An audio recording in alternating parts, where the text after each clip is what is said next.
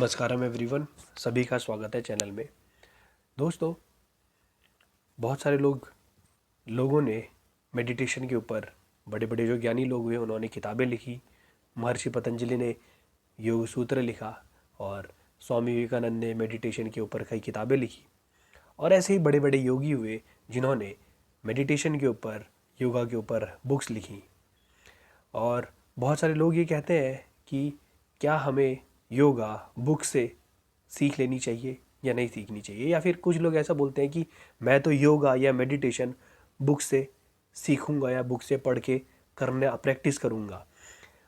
तो फिर लोग ये भी बोलते हैं कि जैसे अगर हम किसी गुरु को फॉलो कर रहे हैं, किसी स्पिरिचुअल लीडर को फॉलो कर रहे हैं, तो लोग ये बोलते हैं कि तुम बेवकूफ़ हो, मतलब किसी और को फॉलो करने की ज़रूरत क्या है जब ऑलरेडी स्वामी विवेकानंद ने किताबें लिख दी हैं, किसी और ने बुक लिख दी है, उन मेथड्स को फॉलो करके आप मेडिटेशन कर सकते हैं।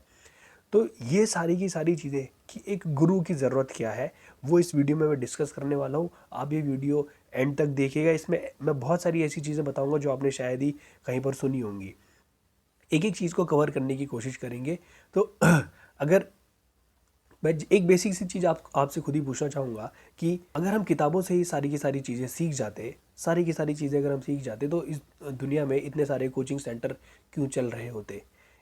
कोचिंग सेंटर की मैं बात कर रहा हूँ। बच्चे तो स्कूल भी जाते हैं, स्कूल जाके पढ़ाई करते हैं, लेकिन वहाँ पर भी टीचर होते हैं, लेकिन उसके बावजूद भी बच्चे कोचिंग सेंटर में भी जाते हैं क्योंकि जो उस किताब में लिखा गया है वो उनको समझ नहीं आ रहा था।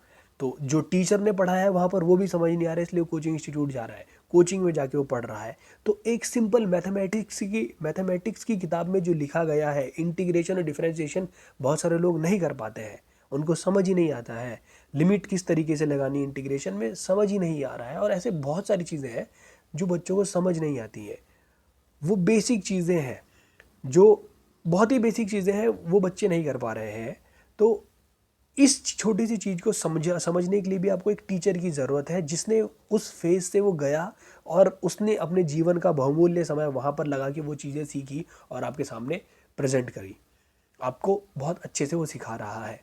ये छोटी सी चीज़ है। न्यूटन्स लॉ ऑफ मोशन भी बहुत सारे लोगों को पता नहीं होगा कि एक्सप्लेन नहीं कर सकते कि ये वो कहना क्या चाह रहा है, लॉज ऑफ मोशन।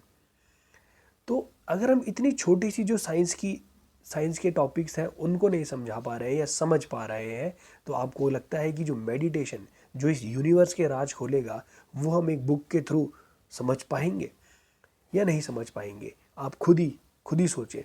तो अगर हमें कोई गाइड मिल जाए तो हम उसके माध्यम से उन सारी चीज़ों के थ्रू बहुत आसानी से मंजिल तक पहुंच सकते हैं। तो जो गुरु का काम होता है वो आपको डायरेक्शन देना ही होता है। बट ये तो आपने बहुत जगह सुना होगा कि गुरु का काम क्या है, कि लोगों को डायरेक्शन देना है। बट मैं आपको यहाँ पर अब एक और चीज़ बताता हूँ कि जैसे महर्षि पतंजलि ने योग सूत्र दे दिए। योग सूत्र, सूत्र का मतलब होता है, इस चीज़ को समझना, सूत्र का मतलब होता है एक धागा। सदगुरु एक वीडियो में बता रहे थे कि पतंजलि ने धागा दे दिया, अब इस धागे से तुम कैसी माला बनाना चाहते हो, मोती की माला बनाना चाहते हो या सोने की माला बनाना चाहते हो या फूलों की माला बनाना चाहते हो, किसी भी प्रकार की माला आप बनाना चाहते हो, वो आपके ऊपर डिपेंड करता है। और ये उसके ऊपर डिपेंड करता है जो सूत्र को पढ़ के आपको सिखा रहा है।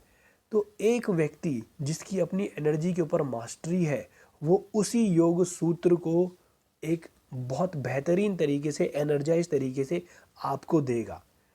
ठीक है, अगर आप यही चीज़ खुद किताब से पढ़ोगे तो एनर्जाइज आप नहीं कर सकते क्योंकि आपकी एनर्जी के ऊपर मास्टरी नहीं है। और जब आपकी एनर्जी के ऊपर मास्टरी नहीं है, आपकी ज़िंदगी बीत जाएगी, आप उस लेवल तक नहीं पहुंच पाओगे जो एक व्यक्ति 1 साल करने के बाद ही पहुंच जाएगा। आप बहुत सारी गलतियां भी कर सकते हो। तो ये चीज़ बहुत बहुत इम्पोर्टेंस रखती है अपने आप में कि आपके पास एक मास्टर ऐसा होना चाहिए, गुरु ऐसा होना चाहिए जो जिसकी मास्टरी है एनर्जी के ऊपर, वो आपको चीज़ों को एक एनर्जाइज्ड वे में दे रहा है। अब आप ये कहोगे कि हमको योगा किस एनर्जाइज्ड वे में कैसे दिया जा सकता है। आपको मैं एक चीज़ बोलूँगा कि आप ईशा हट योगा टीचर की के द्वारा कंडक्ट कराई गई एक क्लास, कोई भी क्लास अटेंड कर लेना, उसके बाद किसी और जगह का कोई भी योगा टीचर होगा उसकी क्लास में आप जाकर बैठना, दोनों जगह की एनर्जी इंटेंसिटी के आपको फ़र्क नज़र आ जाएगा। अभी मैं शक्ति चलन क्रिया सीखने गया था, शून्य प्रोग्राम के दौरान शक्ति चलन क्रिया भी सिखाई जाती है। तो उस समय पर हमको शक्ति चलन क्रिया में बहुत सारे स्टेप्स होते हैं और वो स्टेप्स अपने आप में याद करना एक बड़ी डील होती है। लेकिन वो हमें ये कह रहे थे कि you just be with the instruction, और कुछ नहीं करना, ये आपके अंदर डाल दिया जाएगा, ये ट्रांसमिट हो रहा है यहाँ पर, आप बस हमारे साथ बने रहे। और मैं आपको ये अपने आप सीखने के बाद, अपने आप उन चीज़ों के थ्रू जाने के बाद ही बोल रहा हूँ कि शक्ति चलन क्रिया मेरे अंदर बहुत अच्छी तरीके से बैठा दी गई है। मतलब मैं जब वहाँ से वापस भी आया था, it was all alive within मी, क्योंकि आपकी जो बॉडी है, पूरी बॉडी वो रिसीव करती है। तो अगर आपको रिसीव करना है तो सामने वाले को ट्रांसमिट करना भी आना चाहिए। अगर आपको रिसीव करना है तो सामने वाले को ट्रांसमिट करना भी आना चाहिए। तो जो ट्रांसमिट कर रहा है उसके पास कुछ होना चाहिए ना ट्रांसमिट करने के लिए। एक सिंपल की योगा, भाई हाथ ऐसे करते हैं ऐसे करते हैं, ये योगा नहीं है, ये योगा की प्रैक्टिसेस नहीं है।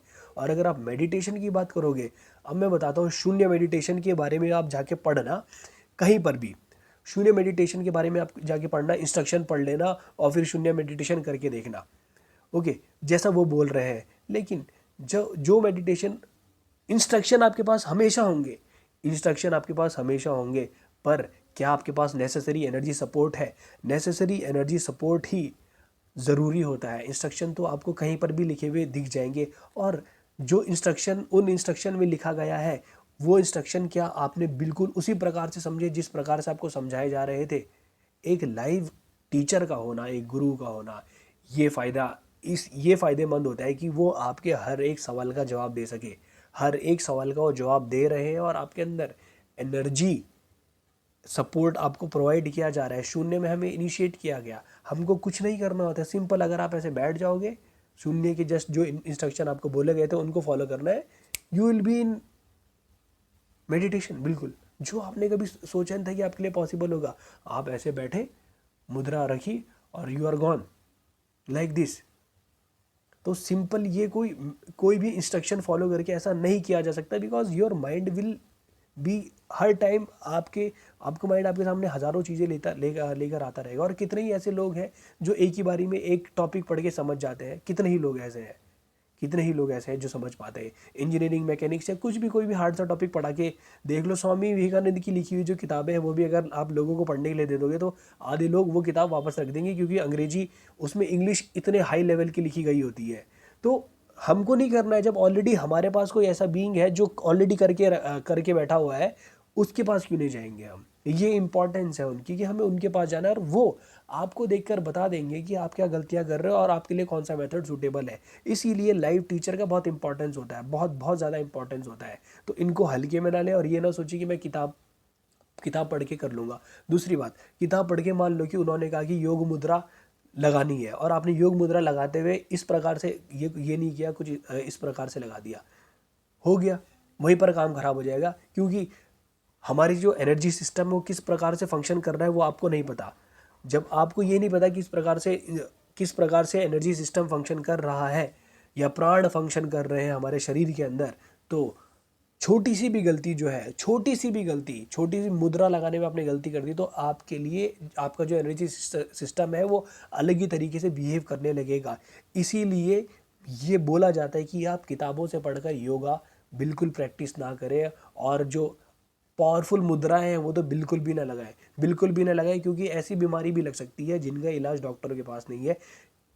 यूट्यूब पे एक डॉक्यूमेंट्री है, प्रेम केवी ने बनाई है सदगुरु श्री ब्रह्मा के ऊपर। उसमें वो बताते हैं कि बचपन में उन्होंने अपने दादाजी की रखी हुई की कोई योगा की किताब उन्होंने पढ़नी स्टार्ट करी, और वो उसमें जो मेथड लिखे गए थे उनको फॉलो करने लगे। वो कहते हैं कि कुछ समय के बाद मैं बेड में पड़ा था, 15-20 दिन हो गए थे मुझे वहाँ बेड में पड़े हुए, मेरा रोज़ वजन गिर रहा था, डॉक्टर को पता ही नहीं चल रहा है कि मुझे बीमारी क्या है। जो मशीन उनके पास है उनमें सारी रीडिंग सही आ रही है, सब कुछ सही आ रहा है, बट उनका वजन दिन प्रतिदिन गिर रहा था।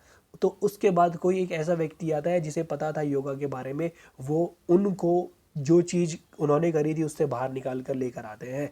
तो आप हल्के में ना ले, जो मेडिटेशन टेक्निक्स दी गई है उनको हल्के में नहीं लेना है।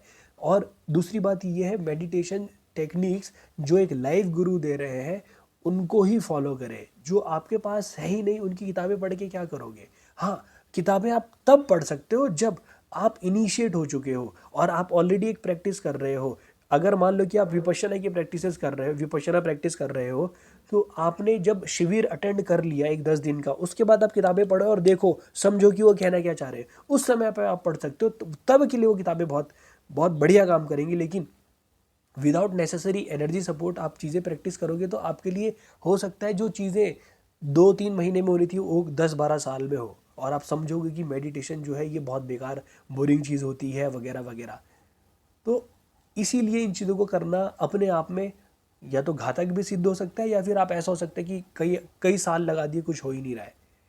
इसीलिए नेसेसरी गुरु की ज़रूरत होती है, नेसेसरी एनर्जी सपोर्ट की ज़रूरत होती है। और कई लोग किताबों से पढ़ के बहुत सारे जो बहुत बहुत सारे पावरफुल योगा करने की कोशिश करते हैं। एक भी चीज़, छोटी सी भी चीज़ इधर से उधर हो गई तो it will be a totally different game. इसीलिए अगर आप कोई भी प्रैक्टिस करने जा रहे हैं तो आप ऐसे लोगों के पास जाएं जो उसमें वेल ट्रेंड हो, अच्छी जगह से आए हुए हो, अच्छी जगह से उन्होंने चीज़ें सीखी हो। ऐसे लोगों के पास जाकर आप चीज़ें सीखें तो आप फ़ायदे में रहेंगे। और आज की डेट में इंटरनेट पे आप पे इतना डाटा अवेलेबल है कि आप सर्च कर सकते हो। कहीं भी जाने से पहले सारे रिव्यूज़ पढ़ो, सब कुछ पढ़ो, उसके बाद ही आप किसी भी योगा क्लासेस को ज्वाइन करो, मेडिटेशन क्लासेस को ज्वाइन करो। आई होप कि मैंने अपनी तरफ से जो भी चीज़ें आपके सामने रखी आपको उनसे मदद होगी। और इसमें किसी चीज़ के प्रति मैंने निगेटिव कोई चीज़ बोलने की कोशिश नहीं करी है। फिर भी अगर आपको ऐसा लगता है कि ऐसा कुछ हुआ है तो उसके लिए I am very very sorry. तो यहाँ से आप लोग केवल पॉजिटिव लेकर जाएं। अगर आप कुछ सजेशन देना चाहते हो तो आप कमेंट सेक्शन में कमेंट करके मुझे सजेशन दे सकते हैं। अगर किसी और टॉपिक पे वीडियो बनानी है तो प्लीज़ आप मुझे ज़रूर बताइए, मैं उस टॉपिक पर वीडियो बनाऊंगा। मिलेंगे फिर आपसे अगली वीडियो में, तब तक के लिए नमस्कारम, धन्यवाद।